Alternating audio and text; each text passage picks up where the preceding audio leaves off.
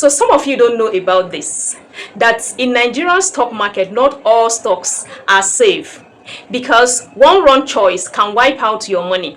But what if I told you there are just 3 things you can check before buying any stock, so you only pick safer and stronger stocks?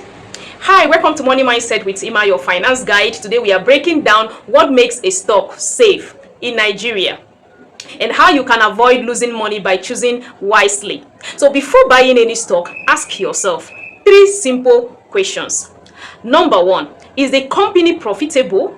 If a company consistently makes money, it is less likely to collapse under pressure.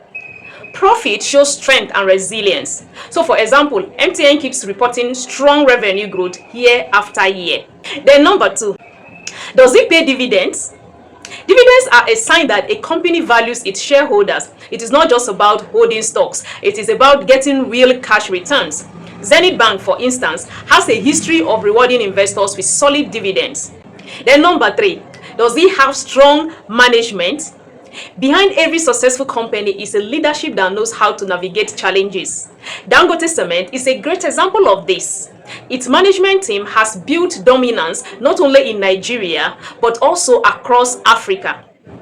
So, when a stock checks all these 3 boxes, profitability, dividends, and strong management, you know it is safer to invest compared to speculative risky stocks.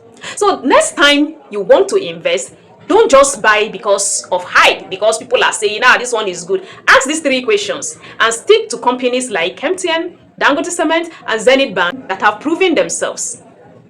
If you found this video helpful, hit the like button, subscribe to Money Mindset with Imma, and share this video with someone who is thinking of investing in the Nigerian stock market.